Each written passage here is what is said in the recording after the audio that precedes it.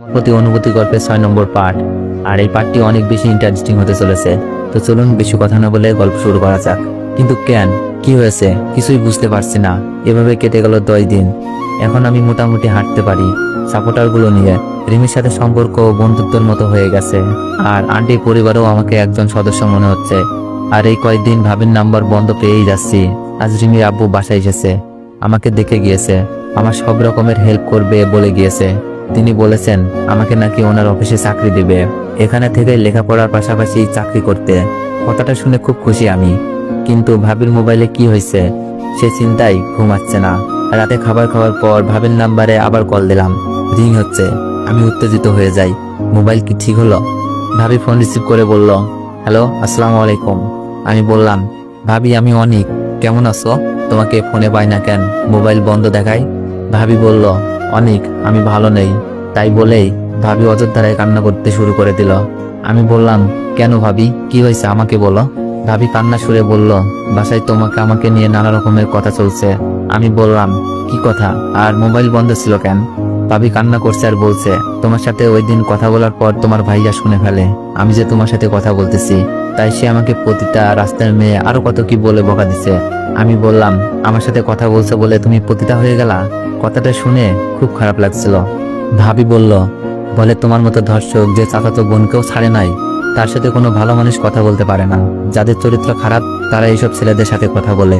আমার নাকি তোমার সাথে অবৈধ সম্পর্ক আছে। বাসায় সবাইকে ডেকে বলতে থাকে। ভাবির কান্না আর অপবাদে আমারও কান্না আসছে। কারো ভালো করতে গিয়ে কারো খারাপ করে ফেললাম না তো? আমি বললাম, তারপর কি হলো? তারপর আমাকে বাসার সবাই নানা রকমের কথা বলতে থাকে, সাথে মিথিলাও।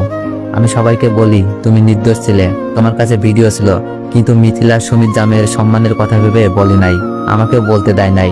ভাবির কান্নার কারণ হয়ে দাঁড়ালাম আজ। মিথিলাও কথা শোনাচ্ছে ভাবিকে, যার জন্য এত কিছু সে এখন সাধু। এই কথা শোনার পরে সবাই তোমার ভাইয়ার সাথে তাল মিলিয়ে আমাকে বাসা থেকে বের করে দেয়। আমি এখন আম্মুর বাসায় আছি। এখানে আসার পর আম্মু আমাকে নানা কথা বলছে অনেক। এটা আমি কি করলাম? নিজের ভাবির সংসার ধ্বংস করে দিলাম। আমি কিছু বলতে পারছি না, শুধু কান্না করছি। আমার জন্য ভাবির সংসার ভেঙে যাচ্ছে। ভাবি বলল, অনেক কান্না করছো কেন? কান্না করছি আর বলছি, ভাবি আমাকে মাফ করে দিন প্লিজ, আমার জন্য তোমার সংসার ভেঙে গেল। ভাবি বলল, অনেক এইসব নিয়ে ভেবো না, তুমি ভালো আছো তো? কান্না সরেই বললাম, না ভাবি, তোমার কথা শুনে মনে হচ্ছে এখনই বাসায় এসে ভিডিওটা দেখাই, কিন্তু আমার কাছে তো এখন ভিডিওটাও নাই। অনেক আমাকে নিয়ে চিন্তা করো না, আম্মু আসছে, পরে তোমাকে ফোন দিব। ভাবি ফোনটা রেখে দিল। ভাবির জীবন আমি কাল হয়ে গেলাম। ভাবির জীবন সুন্দর, আর মিথিলাকে শাস্তি দিতে ভিডিওটা আমার লাগবেই, যা মোবাইলের সাথে সাথে হারিয়ে গেছে। তাহলে কি আমাদের আর নির্দোষ হওয়া হলো না, নাকি সারা জীবন অপবাদ নিয়ে বেঁচে থাকতে হবে? আমার কথা বাদ দিলাম, ভাবির কি হবে? আমি কান্না করছি রুমে বসে বসে। হয়তো কান্নার আওয়াজ কেউ শুনে ফেলেছে। রিমি, আঙ্কেল, আন্টি আমার কাছে এসে কান্নার কারণ জানতে চাইলো। আমি সবকিছু বললাম। আমার কথা শুনে ওদের চোখের কোণেও পানি। হয়তো ভিডিওটা থাকলে আজই রওনা দিত আমাদের বাসায়। ওরা নিজেদের অপরাধী মনে করছে। তাদের ছেলেকে বাঁচাতে গিয়ে মোবাইলটা ভেঙে যায়। মোবাইলে মেমোরিও ছিল না যেখানে এটা থাকতে পারে। আমি তাদের বলি, এটা আমার ভাগ্য মাত্র, হয়তো আল্লাহ এর থেকে ভালো কিছু দিতে চাচ্ছে। এভাবে কেটে যায় 2 দিন। ভাবির সাথে প্রতিদিনই কথা হয়। ভাবি চাচ্ছে সবকিছু যেন আগের মতো হয়ে যায়, কিন্তু ভাবিও জানে আমার কাছে ভিডিওটা নাই। তাই আল্লাহ ভরসা বলেই থাকতে হচ্ছে। কিন্তু আজ নিজেকে বড় মনের মনে না হয়ে একটি পরিবারের ধ্বংসের কারণ মনে হচ্ছে। মিথিলাকে সম্মান নিয়ে বাঁচাতে এই ত্যাগ স্বীকার করলাম। আজ মিথিলা ভাবিকে কথা শোনাই। মিথিলা সবকিছু ঠিকঠাক আছে, শুধু আমাদের পরিবারে নেমে এসেছে কষ্টের ঝড়। বিকেলে হাঁটতে হাঁটতে ছাদে যাই। আজ প্রথম কষ্ট করে হলেও ছাদে আসলাম। রুমের ভিতরে কষ্টগুলো বের হচ্ছে না। একটু পর পর আমাকে হানা দিচ্ছে। কাউকে কিছু না বলেই চলে গেলাম। ছাদে গিয়ে দেখি ওই দিনের মেয়েটা। আমাকে দেখেই বলল, কেমন আছেন? আমি বললাম, আলহামদুলিল্লাহ ভালো, আপনি? মেয়েটা বলল, ভালো, আপনার সাথে একটা কথা ছিল। আমি ভয় পেয়ে যাই। আমি ভয়ে বললাম, কি কথা? রিমি আপনাকে ভালোবাসে কিন্তু বলতে পারছে না, তাই আমাকে বলাতে বলল। মেয়েটার কথা শুনে খুব অবাক হলাম। মন খারাপ করেই বললাম, আমি আসলে মজা করার মুডে নেই। মেয়েটা বলল, বিশ্বাস হচ্ছে না? এই তো রিমি এসেছে। রিমি মনে হয় ছাদে এসেছে আমাকে খুঁজতে। রিমি আমার কাছে আসলো আর মেয়েটার সামনেই আমাকে বকতে লাগলো। রিমি রাগ দেখিয়ে বলল, এই আপনি কি কিছু বুঝেন না? একা একা ছাদে চলে আসছেন। আমাকে বলতেন নিয়ে আসতাম যদি কিছু হয়ে যায় আপনার। আমি কিছু বলছি না, শুধু অবাক হয়ে রিমির কথা শুনছি। রিমি কি সত্যি আমাকে ভালোবাসে? তাহলে এভাবে কেন শাসন করছে? রিমি বলল, কি হলো, কথা বলছেন না কেন? আমি বললাম, কাউকে বিরক্ত করতে চাই না, একা একা চলে এসেছি। রিমি বলল, বিরক্ত মানে? একটা দিমু ধইরা। মেয়েটা রিমিকে বলছে, রাখ রাখ মারপিট, পরে করিস, আগে তো প্রপোজ কর। রিমি মুখ চেপে বলল, কি বলিস এসব? মেয়েটা বলল, আমি সব বলে দিছি, দুলাভাই বিশ্বাস করছে না, তুই নিজের মুখেই বল। মেয়েটার কথা শুনে রিমির মুখ লাল হয়ে গেছে লজ্জায়। রিমি বলল, অনিক, আমি তোমাকে ভালোবাসি, তুমি কি আমাকে তোমার ওই বড় মনে জায়গা করে দিবা? রিমির কথা শুনে যেমন খুশি হয়েছি তেমনই চিন্তায় পড়ে গেছি। রিমির ব্যবহার, আমার প্রতি ভালোবাসার টান, সেগুলো আগেই লক্ষ্য করেছি। যা দেখছি, রিমির মতো মেয়েকে জীবন সঙ্গিনী হিসাবে পাওয়ার আকাঙ্ক্ষা জাগে। কিন্তু আমি ভাবছি অন্য কথা। রিমিকে পরে বলবো বলে ছাদ থেকে চলে আসি আর ভাবতে থাকি রিমির সাথে রিলেশনে যাওয়া আমার ঠিক হবে কিনা। তো এভরিওয়ান, নেক্সট চাইলে একটু বেশি বেশি কমেন্ট করুন আর একটু বেশি বেশি কপি লিঙ্ক করে দিও তোমার প্রতি অনুভূতি গল্পের 7 নম্বর পার্ট। কিন্তু আমি ভাবছি অন্য কথা। রিমিকে পরে বলবো বলে রুমে চলে আসি আর ভাবতে থাকি রিমির সাথে রিলেশনে যাওয়া আমার ঠিক হবে কিনা। চিন্তা করে দেখলাম এটা রিমির ভালো লাগা হতে পারে, যার বর্তমানে কোনো পরিচয় নাই, তাকে ভালোবাসতে যাবে কেন রিমি? রাত তখন 8:30। রিমি আমার রুমে আসলো। রিমি এসে বলল, কি ভাবা হয়েছে? আমি বললাম, কি ভাববো? রিমি বলল, কি ভাববে মানে? বিকেলে সাথে কি বলছি সব ভুলে গেছো? কি বলবো বুঝতে পারছি না, হ্যাঁ বলবো নাকি না? আমার তো মনে হচ্ছে রিমির সাথে সম্পর্ক মানে রিমির আব্বু আম্মুর সাথে বেইমানি করা। যারা আমাকে সাহায্য করলো তাদের মেয়ের সাথে প্রেম করব, এটা মনে হয় ঠিক হবে না। রিমি বলল, কি হলো বলো? আমি বললাম, রিমি, আমার মনে হচ্ছে তোমার সাথে আমার সম্পর্ক যায় না, আর সম্পর্ক করাটা ঠিক হবে না। রিমি হয়তো আশা করেনি আমি এরকম একটা উত্তর দিব। রিমি কান্না মাখা কণ্ঠে বলল, কেন জানতে পারি? রিমিকে বুঝিয়ে বললাম, তোমার আব্বু আম্মু আমাকে এইরকম একটা বিপদে সাহায্য করেছে, তোমাদের বাসায় থাকতে দিয়েছে, এত রকমের যত্ন করেছে। আমি চাই না আমি তাদের সাথে বেইমানি করি। রিমি বলল, আমি ওইসব মানিয়ে আব্বু আম্মু আমাকে অনেক বিশ্বাস করে, আব্বু আম্মু আমার চাওয়া মেনে নিবে। আমি বললাম, সরি রিমি, আমি এটা করতে পারবো না। রিমির চোখের কোণে পানি। রিমি বলল, তুমি কি আমার সাথে হয়ে যাও ঘটনার কারণে আমাকে ফিরিয়ে দিচ্ছ? আমি বললাম, কি বলছো এসব? তোমার মতো মেয়ে পাওয়া ভাগ্যের ব্যাপার। তোমার সাথে হয়তো একটা দুর্ঘটনা হয়েছে, তাই বলে আমি প্রেম করব না, বিষয়টা এমন না। রিমি বলল, তাহলে কেমন? আমি বললাম, সরি রিমি, এই নিয়ে আমি কথা বলতে চাই না, তুমি তোমার আবেগকে কন্ট্রোল করো, বাস্তবতা মেনে নাও।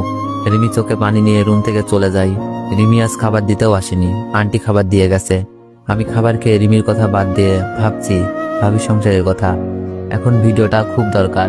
আমার সাথে জড়িয়ে পড়েছে আরেকজন, নিজে না হয় ছাড় দিব, কিন্তু তাই বলে ভাবির সংসার নষ্ট করে দিচ্ছি। আর আমার সাথে কথা বলার কারণে আমার পরিবার কিভাবে ভাবির মতো মানুষকে বাসা থেকে বের করে দেয় আমার তা জানা নেই। একসময় এই পরিবার নিয়ে আমি গর্ব করতাম, আর কেন জানি অজান্তে ঘৃণা জন্মাচ্ছে। তাহলে কি এইসবের কারণ শুধুই আমি? আমি পাগল হয়ে যাচ্ছি। কেন যে মোবাইলটা ভেঙে গেল, মোবাইলে মেমোরিও রাখি নাই যেখানে দেখবো ভিডিও আছে কিনা। আর মোবাইলটা এমন ভাবে ভাঙছে ঠিক করাও অসম্ভব। আমি অন্য কোনো উপায়ে ভিডিও পাই কিনা ভেবে চলছি। দুলাভাইকে কিসে যেন ভিডিওটা দিছিলাম, মেসেঞ্জার চেক করলাম, মনে পড়েছে ইমোতে দিয়েছি। আগের ইমো ফিরে পাওয়া অসম্ভব, সিমটাও নষ্ট হয়ে গেছে। আর সিম ওটাতে আম্মুর রেজিস্ট্রেশন কার্ড লাগবে, আর আমি আম্মুর সামনে দাঁড়াতেও পারবো না। আবার যদি দুলাভাই ভিডিও ডিলিট করে দেয় তো? আমি কোনো কুলো পাচ্ছি না খুঁজে। তবে আল্লাহর উপর ভরসা রেখেছি, যে আমাকে রাস্তা থেকে একজনের আশ্রয় রেখেছে, সে হয়তো আমাকে আবার সম্মানের সাথে নিজের বাসায় নিয়ে যেতে পারে। হতে পারে তখন আমার পরিবারের লোকজন কিছু কিছু ভুলে তারা নিজেরাই লজ্জাবোধ করবে। শুনেছি কষ্টের ফল মিষ্টি হয়। পরের দিন সকালে আন্টি নাস্তা দিয়ে গেছে। এই 2 দিন শুধু রিমি আমাকে খাবার দিতে আসেনি, কারণটা হয়তো তার রাগ অভিমান। পায়ে কিছুটা জোর পাচ্ছি। ডাক্তারের কথা মতো আমাকে 13 দিন পর আবার চেক আপ করাতে নিয়ে গেছে। ডাক্তারের ফলাফলে আমি ভীষণ খুশি। খুব বেশি যত্নে আর পায়ে চাপ কম পড়ার কারণে পায়ের অনেক উন্নতি হয়েছে। আমার মনে হয় এর জন্য রিমিকে ক্রেডিট দেওয়া দরকার, কারণ তার জন্যই এমন হয়েছে। আমি মোটামুটি হাঁটাহাঁটি করতে পারি। বাসায় আসার পর রিমিকে আর দেখছি না। অন্য সময় হলে রিমি নিজে যেত টেস্ট করাতে। দুপুরের খাবারটা আন্টি দিয়ে গেল।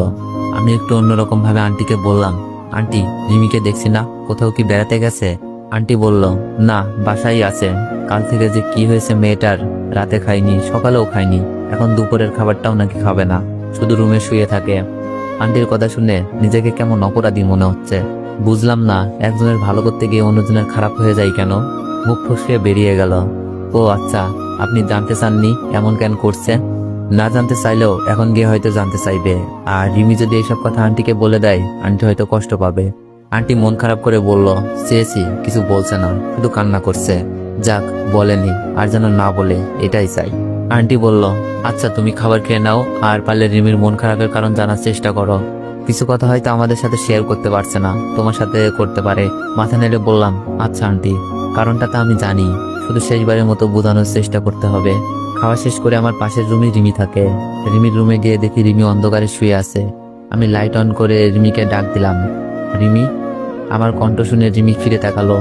আমি বললাম, কি ব্যাপার রিমি, খাওনি কেন? খাবে চলো। সত্যি বলছি, রিমির চোখের দিকে আমি তাকাতে পারছি না, চোখগুলো ফুলে আছে আর না খেয়ে চেহারার বাজে অবস্থা। রিমি অভিমানের সুরে বলল, আমি খাবো না। তুমি এখানে এসেছো কেন? আমি কে তোমার?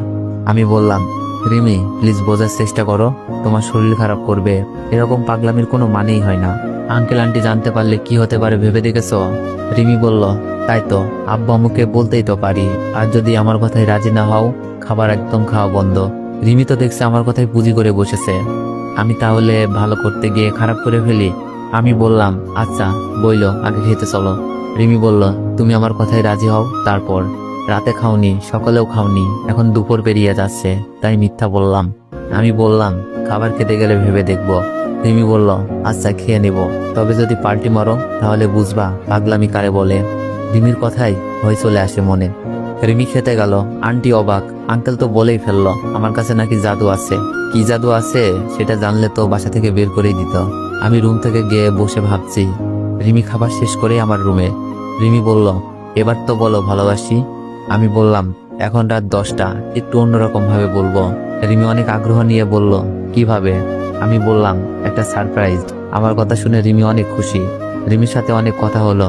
রিমি আমার রুম থেকে যাচ্ছেই না, শুধু কথা বলছে, হয়তো ভাবছে আমি রিমির কথায় রাজি। আমি বললাম, হ্যাঁ রাজি, কিন্তু বেইমানি করতে পারবো না।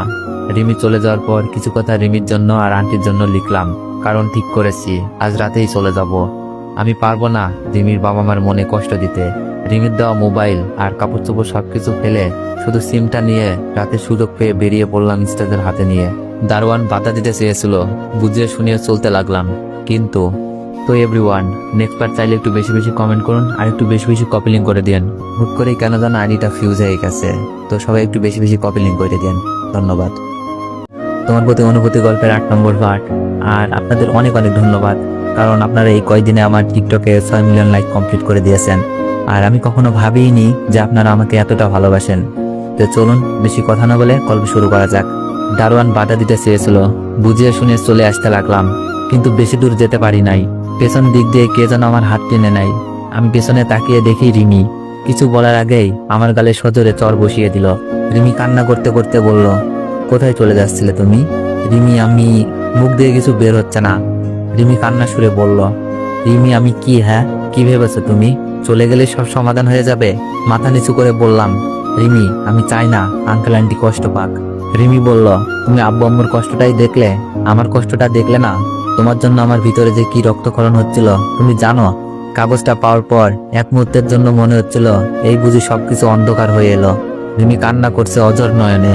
আমি বললাম, রিমি তুমি বলো আমার কি করা উচিত ছিল? যেই মানুষগুলো আমার বিপদে এসে দাঁড়িয়েছে তার মেয়ের সাথে সম্পর্ক করব?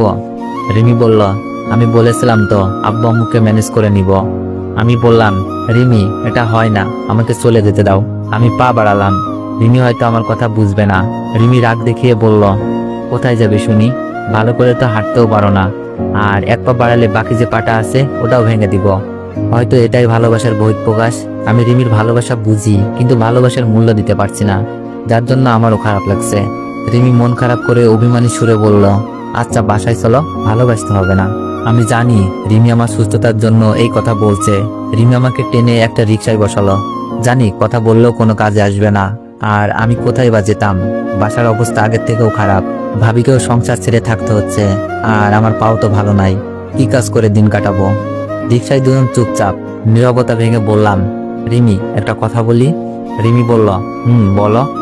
আমি বললাম, রিমি আমি তোমাকে ভালোবাসি, কিন্তু তোমার পরিবারের বিরুদ্ধে যেতে পারবো না, আর এখন আমার লক্ষ্য হচ্ছে ভাবিকে তার সংসার ফিরিয়ে দেওয়া। রিমি বলল, আমিও তো তাই চাই, তুমি তোমার পরিবারের সম্মানে ফিরে যাও, আর ভাবিও তার সংসার। আমি বললাম, রিমি আমার একটা অনুরোধ রাখবা? রিমি বলল, বলো। আমি বললাম, আমি চাই তুমি আমাকে ভালোবাসো, এটা যেন কেউ না জানে, বিশেষ করে তোমার আব্বু আম্মু। আমরা বন্ধুত্বের মতো থাকবো। রিমি বলল, ঠিক আছে, আগে বাসায় চলো। রিমি তখনই ভালোবাসবো যখন আঙ্কেল আন্টি মেনে নিবে, আর প্রতিষ্ঠিত না হতে পারলে তো কোনোভাবেই মেনে নিবে না। আর আমার প্রধান লক্ষ্য হলো পাটা পুরোপুরি ভালো হয়ে যাওয়া। ভাবির সাথে মাঝে মাঝে কথা হয়, ভাবি এখনো নিজেদের বাসায় আছে। আমাদের পরিবারের লোকজন নাকি খবরও নেয়নি। ভাবিও সেই অপমানের কারণে কারোর সাথেই কথা বলেনি, আর ভিডিও পাওয়ার কোনো ক্লু খুঁজে পাইনি, আর পাবো বলেও মনে হচ্ছে না। তাই বলে জীবন থমকে যাবে এমনটা না। আঙ্কেল আমাকে তার অফিসে পার্ট টাইম জব করতে বলেছিল কিছুই করতে হবে না, কিন্তু আমি নিজেকে ছোট মনে করবো ভেবে জবটা দিল। তার পাশাপাশি রিমির কলেজে ভর্তি হতে বলল। দয়া করে ভিডিও কপি করে কেউ মেনশন না দিয়ে ভিডিও আপলোড দিবেন না। আসলে এই কয়েক মাসে আমার মনে হয়নি আমি অন্যের বাসায় আছি। এতটা আপন করে নিয়েছে এই পরিবারটা, আর আঙ্কেল তো আমাকে তার ছেলের আসনে বসিয়েই দিয়েছে।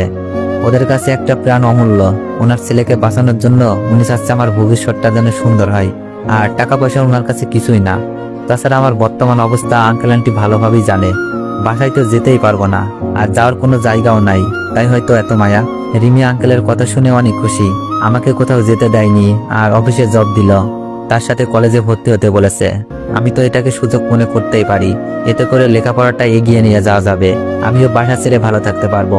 কিন্তু কলেজে ভর্তি হতে হলে পূর্বের কলেজ থেকে ছাড়পত্র আনতে হবে। তাই ছাড়পত্র আনার জন্য কলেজে যাওয়ার সিদ্ধান্ত নিলাম আজ।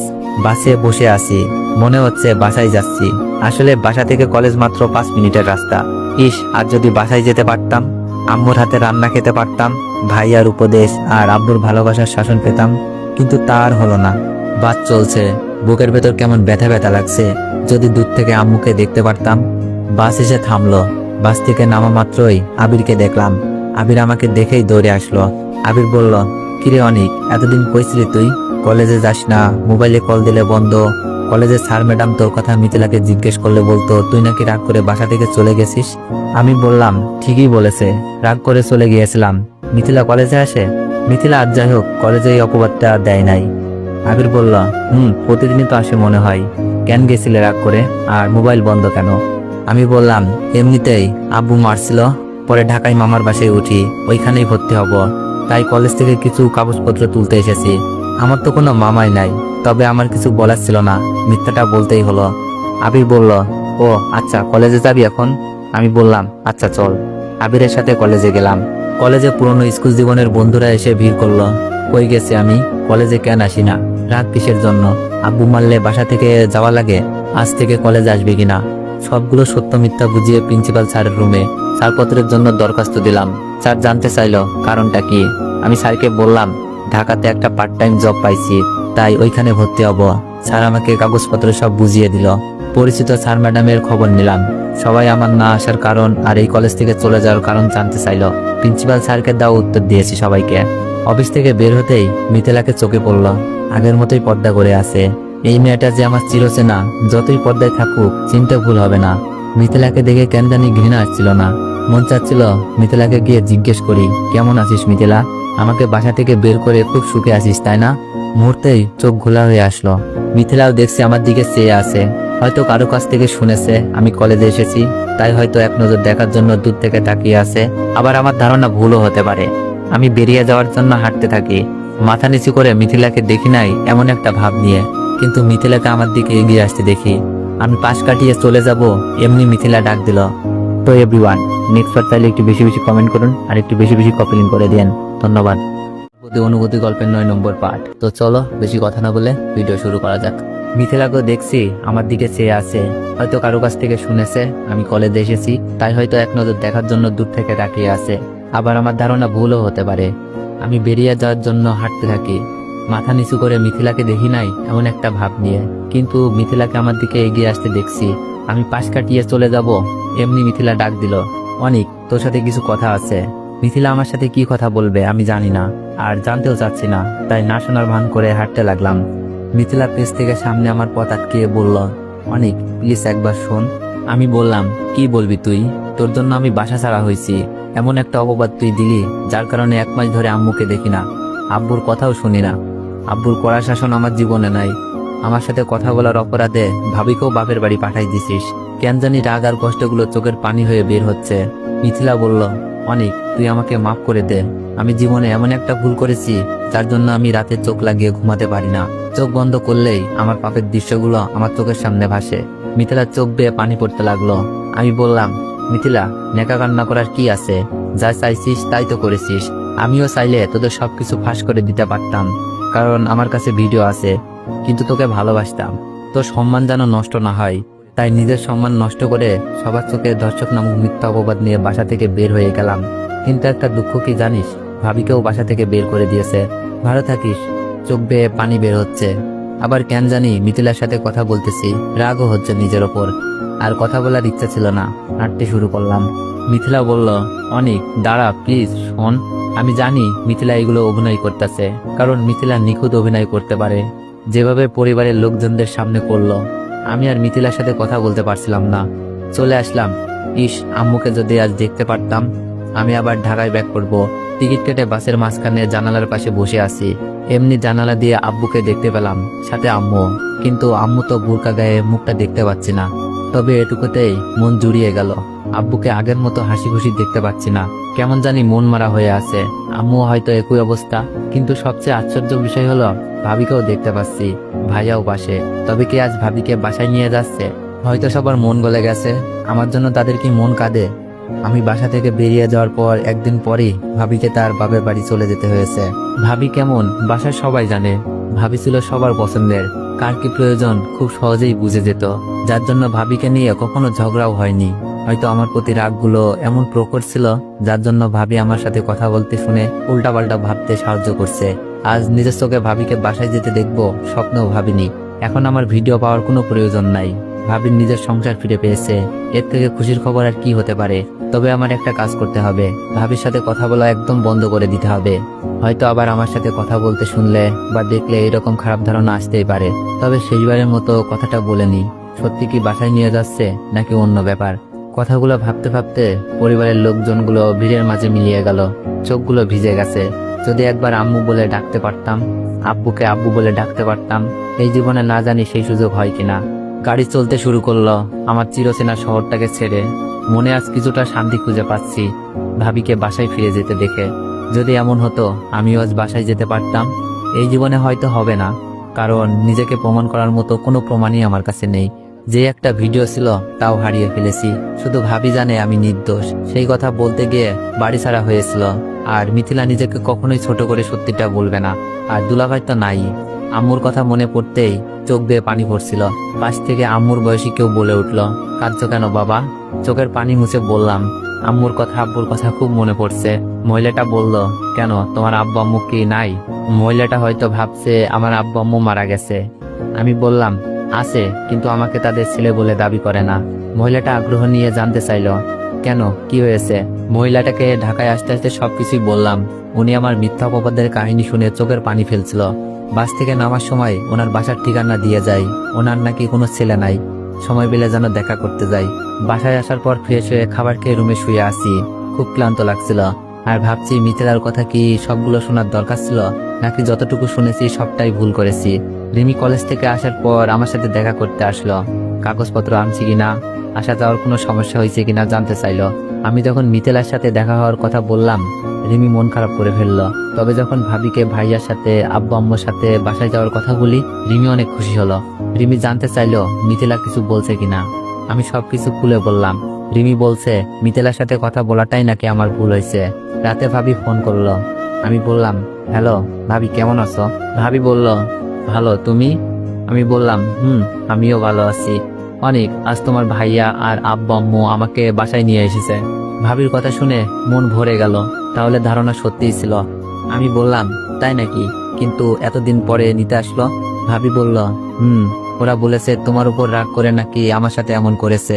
তোমার সাথে এই পরিবার কেউ যোগাযোগ করুক, এটা নাকি তারা কেউ চাচ্ছে না। ভাবির কথা শুনে মনটা আবার খারাপ হয়ে গেল। তার মানে আমার প্রতি তাদের কোনো মায়া হয় না। চোখ মুছে বললাম, ও আচ্ছা ভাবি, তাতে কোনো সমস্যা নাই। তুমি বাসায় ফিরে গেছো, এতেই আমি খুশি। ভাবি বলল, আমি তোমাকে বাসায় ফিরিয়ে আনার সব চেষ্টা করে যাব, দেখবা আমি জয়ী হবই। আমি বললাম, দরকার নাই ভাবি, আমি শুধু তোমাকে বাসায় ফিরিয়ে দেওয়ার জন্য ভিডিওর প্রমাণ খুঁজছিলাম। আজ আমার আর কোনো কিছুরই দরকার নাই, তোমরা ভালো থেকো। বলেই ফোনটা রেখে দিলাম। সাথে সাথে সিমটা খুলে ফেলি, যেন ভাবির সাথে আর কোনো যোগাযোগ না হয়। ভাবি তার সংসার নিয়ে ভালো থাকুক। আমি ফিরে যাওয়ার চিন্তা করি না। করলে হয়তো ওই দিনই ভিডিওটা দেখিয়ে দিতাম। তখন যেমন মিথিলার ভালো চেয়েছি, আজও চাই মিথিলার সম্মান নিয়ে বেঁচে থাকুক। আর যদি পাপের পরিমাণ বেশি হয়ে যায়, তার শাস্তি মিথিলার নিজ থেকেই পাবে। আমি যখন মিথিলার ভালো চেয়ে বাসা থেকে চলে এসেছিলাম, এখন স্বার্থপর হতে পারবো না। আর আমার কাছে এখন নির্দোষ হওয়ার প্রমাণও নাই। পরের দিন রিমির সাথে গিয়ে কলেজে ভর্তি হয়ে যাই। রিমি বিজ্ঞান বিভাগ আর আমি মানবিকে, তাই ক্লাসগুলো ভিন্ন। শুধু কলেজে যাওয়ার আসার সময় দেখা হতো, মাঝখানে বিরতি। ক্লাসে প্রথম দিন আমার পরিচয় দিতে হলো শিক্ষকদের কাছে। সবকিছু ঠিকঠাক বলি, শুধু মামার বাসায় থেকে পড়ালেখা করব এটাই মিথ্যা বলেছি। এভাবে চলতে থাকে আমার দিন। অফিসের কাজ বুঝতে পারি না, তাই কাজ করা বন্ধ রাখতে বলেছেন আঙ্কেল। আমি ভাবছি এই মানুষগুলো এত স্বাধীন হয় কি করে। আঙ্কেল নিজের খরচে আমার পড়ালেখা চালানোর সিদ্ধান্ত নিলেন, আর যখন ইনকাম করব তখন পুষিয়ে দিতে বললেন। আজ বাসার সাথে যোগাযোগ নেই 1 বছর। জানি না কে কোন অবস্থায় আছে, তবে আমি খুব ভালো আছি। শুধু ভালো নেই আমার মনটা শুধু আম্মুটার জন্য কাঁদে, দেখতে মন চাই। এখন আমি আঙ্কেলের অফিসে কাজ করি, নিজের সম্মান রক্ষার্থে। রিমির সাথে দিন দিন প্রেমের সম্পর্ক হয়ে গেছে। আমি প্রকাশ না করলেও রিমি খুব ভালোভাবেই প্রকাশ করে ফেলেছে। কলেজের সবাই জানে আমাদের মধ্যে প্রেম, যার কারণে কোনো মেয়ে ভাব নিতে আসে না। আর ভুল করেও কেউ আসলে রিমির তো অত্যাচার আছেই। তবে রিমি ছাড়াও কলেজে আমার আর একটা মেয়ে ফ্রেন্ড আছে, নাম আশা। আশা হলো রিমির ওই ফ্রেন্ড। আমার সাথে দেখা করাতে নিয়ে এসেছিল সেই মেয়েটা। আশার ভাইয়া নাকি বিয়ে করছে, তাই ইনভাইট করলো। আজ নাকি সেখানে যেতে হবে আমাকে আর রিমিকে। কি আর করার, বিয়েতে গেলাম। কিন্তু কোনের বাড়ি গিয়ে আমি পা ফেলার জায়গা পাচ্ছি না, কারণ আশার ভাইয়ার সাথে সুমি আপুর ননদের বিয়ে, মানে দুলা ভাইয়ের বোনের বিয়ে, আর আমি আজ সেখানেই। তো এভরিওয়ান, নেক্সট পার্ট চাইলে একটু বেশি বেশি কমেন্ট করুন আর একটু বেশি বেশি কপি লিঙ্ক করে দেন। ধন্যবাদ। তোমার প্রতি অনুভূতি গল্পের 10 নম্বর পার্ট। আর তোমরা যারা যারা টিকটকে আমার রিয়াল আইডি খুঁজে পাচ্ছ না, তো তোমাদেরকে বলতেছি এমআর দীপু হোসেন, এইটাই আমার টিকটকের রিয়াল আইডি। তো চলুন বেশি কথা না বলে গল্প শুরু করা যাক। কোনের বাড়ি গিয়ে আমি পা ফেলার জায়গা পাচ্ছি না, কারণ আশার ভাইয়ার সাথে সুমি আপুর ননদের বিয়ে, মানে দুলা ভাইয়ের বোনের বিয়ে, আর আমি আজ সেখানেই। আপুর শ্বশুর বাড়ি দেখেই থমকে যাই। আগে জানলে হয়তো আসতাম না, কিন্তু এসেই যখন পড়ছি কিছু একটা বাহানা ধরে এখান থেকে চলে যেতে হবে। দুলাভাইকে দেখলে রাগ কন্ট্রোল করা হয়তো সম্ভব হবে না। আর যদি সবার সামনে আমাকে অপমান করে, অপমান না করলেও বিয়ে বাড়িতে আনন্দটা মাটি হয়ে যাবে। আমি কিছু করলেও দোষ, না করলেও দোষে পড়ে যাই। আশা, আমি আর রিমি একসাথেই। আশাকে ফাঁকে দেওয়াটা খুবই কঠিন। তাছাড়া আমি যদি আশাকে বলি এইটাই আমার দুলাভাইয়ের বাসা, আর আশার ভাবি হলো দুলাভাইয়ের বোন, না জানি আশার মনের ভিতরে কি চলে। ভাববে হয়তো যার ভাইয়ের চরিত্র খারাপ, বোন কি ভালো হবে? আসলে একজনের পাপের শাস্তি আরেকজন কেন পাবে, এটা কিন্তু বাঙালি বুঝবে না। একজনের দোষ করলেই তার পুরো পরিবারকে নিয়ে কথা বলে। আর আশা যদি তার ভাইকে বলে দেয় মেয়ের ভাই এই কাজ করেছে, রিমিকেও কিছু বলা যাবে না, আশাকে বলে দিতে পারে। আশা বলল, কিরে আসছিস না কেন? আমি বললাম, আসতেছি। মিথিলাকে দেখছি বর আগাই নিয়ে আসছে। মিথিলাও এখানে, হয়তো আমার পরিবারের সবাই এখানে। আসলেই তো আব্বুকে দেখা যাচ্ছে মেহমানদের আপ্যায়ন করে ভিতরে নিয়ে যাচ্ছে। ছোট ছোট পা করে আগাচ্ছি। আশা বলল, সবাই ভিতরে চলে গেছে, ছবি তুলবো। তুই মেয়েদের সাথে টাঙ্কি মারবি আর আমি ছেলেদের সাথে ভাব নিব, এখানে সময় কাটালে হবে। রিমি বলল, ওই তুই টাঙ্কি মারতে কারে বলছিস? অনেক এইসবের কিছু দেখলে খবর আছে। আমি আছি আমার চিন্তায়, ওরা টাঙ্কি নিয়ে পড়ে আছে। মিথিলা কি আমাকে দেখে ফেললো? আমার দিকেই তো মনে হচ্ছে তাকিয়ে আছে। এখন কি করি? মিথিলা দেখছি এইদিকে আসছে। মোবাইলটা হাতে নিয়ে আশাকে বললাম, আশা একটা ফোন করে আসি, তোরা যা। আশা বলল, আচ্ছা তাড়াতাড়ি আসিস। আমি পিছনে হাঁটা ধরলাম। রিমি বলল, অনিক আমি আসি? না, 2 মিনিট লাগবে। আমি দুলাভাইয়ের বাড়ি থেকে বেরিয়ে আসি। মিথিলা হয়তো অন্য কোথাও অন্য কারোর দিকে তাকিয়েছিল। আমাকে দেখলে আব্বু আম্মুরও আনন্দ চলে যেত। আব্বু আবার সিনক্রেট করতে পারত। 2 মিনিটের কথা বলে 10 মিনিট পার হয়ে গেছে। একের পর এক ফোন দিয়ে যাচ্ছে রিমি আর আশা। কি কথা বলবো, তাই ফোন বন্ধ করে রেখে দিলাম। হয়তো এই বিষয়টার জন্য আশা অনেক রাগ করবে। শুধু আশা না, আশার আব্বু আম্মু শুনলেও রাগ করবে। কিন্তু আমি কিছু করতেও বলতেও পারবো না। আমি চাই বিয়েটা ভালোভাবে হয়ে যাক, কিন্তু আশাকে এই বিষয়ে কি উত্তর দিব ভাবছি। মিথিলাকে দেখলাম এই বিয়ের অনুষ্ঠানেতেও হিজাব পরে আছে, যেখানে রিমি আর আশার সাজের শেষ নেই। কিন্তু মিথিলার পর্দার ভিতরে আছে পাপ লুকানো। আর রিমির মতো ভালো মেয়ে তো চোখেই পড়ে না। তবে আমি পর্দাকেই সাপোর্ট দিই, কারণ পর্দা হলো নারীর সৌন্দর্য, যা অন্য কোনো কিছুতেই নাই। পর্দাতে নারীদের কতটা মায়াবী লাগে মিথিলাকে না দেখলে বোঝা যাবে না। হয়তো মিথিলার জীবনে কিছু ভুল করে ফেলেছে, জানি না সেই ভুল থেকে ফিরে এসেছে কিনা। রিমি আসার থেকেও মিথিলাকে শুধু পর্দার কারণে সুন্দর লাগছিল। আশা হয়তো বিয়ে বাড়িতে বলতো অনেক, দেখ মেয়েটাকে কত মায়াবী লাগে, তুই কিন্তু এই মেয়ের সাথে খারাপ কিছু করবি না, এই মেয়েদের সম্মান করতে হয়, টাঙ্কি মারার জন্য ছোল্ল টাইপের মেয়ে খোঁজ। কিন্তু কে জানবে এই মায়াবী চেহারাটার অভিনয় জগতের শ্রেষ্ঠ অভিনেত্রী। ভাবছি আমার এরকম ভাবে এসে পড়ার কারণে হয়তো রিমির বিয়ের অনুষ্ঠানে মন বইছে না। আর আশা মনে মনে বলছে আজ আমাকে পেয়ে নিক, খবর বুঝাবে। সারাদিন বাইরে কাটিয়ে সন্ধ্যার দিকে বাসায় গেলাম, যা মাত্রই দেখি রিমি আর আশা বসে আছে, চেহারায় আগুন ফুটে উঠেছে। কিছুটা ভয়ই পেলাম, কিন্তু যে করেই হোক নিজেকে বাঁচিয়ে নিতে হবে। রিমি বলল, 2 মিনিটের কথা বইলা কই গেছিলি? আমি বললাম, রিমি আমার একটা কাজ ছিল খুবই গুরুত্বপূর্ণ। আশা বলল, রাখ তোর কাজ, তোর জন্য আমাদের কথা শুনতে হয়েছে জানিস, আর বিয়েটা পাঞ্চে গেছে। কই গেছিলি সত্যি করে বল, আমার জন্য কে কথা শোনাইছে আর পাঞ্চে যাবে কেন? আমি তো বুঝতেছি না। আশা বলল, আব্বু আম্মু বলেছে আমরা নাকি তোর সাথে ঝগড়া করছি, তাই তুই রাগ করে চলে গিয়েছিস। আমি বললাম, আচ্ছা আঙ্কেলকে বুঝিয়ে বলবো। রিমি তো আগুন। রিমি বলল, আঙ্কেলকে পরে বোঝাস, এখন আমাকে বুঝা, কোন মেয়ের সাথে দেখা করতে গিয়েছিলি? আমি একটু অন্যরকম ভাব নিয়ে বললাম, রিমি তুমি আমাকে সন্দেহ করছো? আশা বলল, বল কার সাথে দেখা করতে গিয়েছিলি, নয়তো বিয়ে বাড়িতে না ঢুকে কেন চলে আসলি? মন খারাপ করে কান্না ভাব নিয়ে বললাম, আসলে রিমি, আব্বুর হার্ট অ্যাটাক হয়েছিল, ভাবি বলল শহরেই আব্বুকে নিয়ে এসেছে, তাই আমি আব্বুকে দেখার জন্য চলে আসি। আশা বলল, কি বলিস, কিছু হয়নি তো? আমি প্রায় কান্নার ভাব নিয়ে বললাম, এই যাত্রায় নাকি বেঁচে ফিরেছে, আমি দূর থেকে আব্বু আম্মুকে দেখে আসলাম।